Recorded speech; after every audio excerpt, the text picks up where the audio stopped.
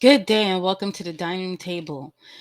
United Nations Security Council Middle East conflicts, China speaks. Subscribe, like, and share. Here is the United Nations Security Council vote, and China is giving their report on the conflict. Let's listen in. Mr. President, I thank Special Coordinator Winnesland and Major General Gocha for their briefings that were just delivered. Nearly 80 days into the new outbreak of the Israeli-Palestinian conflict, more than 2 million innocent people in Gaza have been suffering from unprecedented humanitarian catastrophe. On the 11th of December, thanks to the arrangements made by the governments of the UAE and Egypt, I visited the Al Arish and Rafah crossings together with the ambassadors of a number of council members and gained a hands-on experience of the humanitarian disaster in Gaza. Egypt and other countries have made tremendous efforts to alleviate the humanitarian situation on the ground, but they still face many difficulties. On the one hand, the people of Gaza have no access to water, electricity, food, fuel, medicine. They simply lack the minimum supplies for survival. On the other hand, a large number of trucks delivering supplies are waiting in line, while the supplies piled up at the warehouses in Al Arish cannot be delivered in time to the people in need. What is even more worrying is that due to Israel's indiscriminate bombardment, the humanitarian relief network, comprising a number of UN agencies operating in Gaza, is on the verge of paralysis, and the safety and security of their personnel cannot be guaranteed.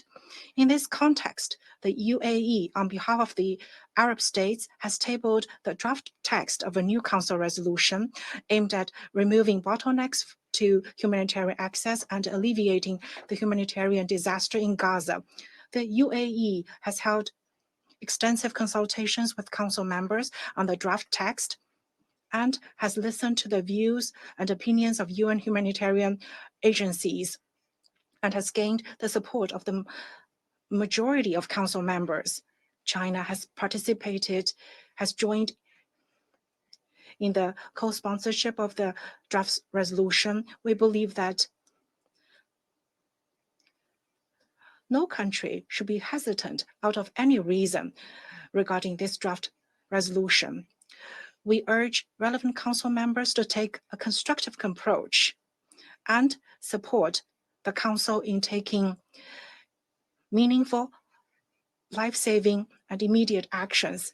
It should be noted that the UAE's draft resolution is an emergency initiative to address the immediate urgent needs arising from the current humanitarian disaster in Gaza. Facing the prolonged Gaza conflict and the escalations in the West Bank, the Council must further play its due role and take action for realizing a ceasefire and cessation of hostilities and early date, for restoring regional peace, and for upholding fairness and justice. First, the realization of a ceasefire remains the overriding prerequisite. Only a ceasefire can prevent greater civilian casualties, including those of hostages. Only a ceasefire can prevent the regional conflict from spiraling out of control, and only a ceasefire can prevent the prospects of a political solution from being completely killed. The international community has repeatedly and overwhelmingly called for an immediate ceasefire in Gaza, yet Israel continues its bombing and shelling. Schools, hospitals, mosques, Christian churches, and refugee camps have been repeatedly targeted in military operations,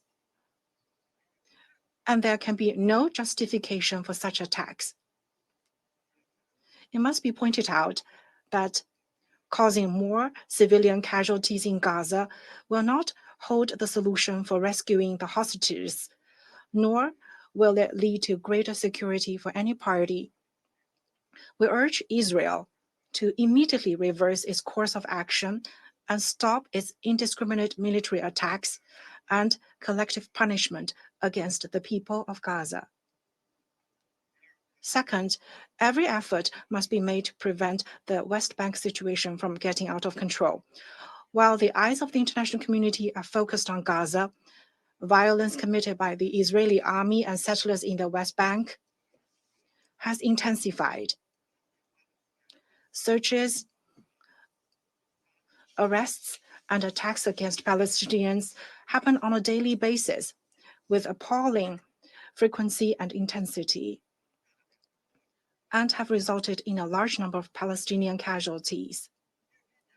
Settlement of activities violate international law and Council Resolution 2334 and continue to erode the foundation of the two-state solution. We urge Israel as the occupying power to comply with its obligations under international law, cease all settlement activities, and effectively curb settler violence so as to put an end to impunity. Third, the two-state solution must be revitalized with maximum political determination. The two-state solution is the only way out for resolving the Israeli-Palestinian issue. It is also the broad consensus of the international community. The main reason that the Israeli-Palestinian issue has long failed to be resolved is precisely because the two-state solution has not been implemented. We are extremely concerned about the recent public rejection of the two-state solution by some political leaders. China calls for greater international regional diplomatic efforts to reaffirm the commitment to the two-state solution, revitalize the political prospects of the two-state solution, and restart direct negotiations between Palestine and Israel.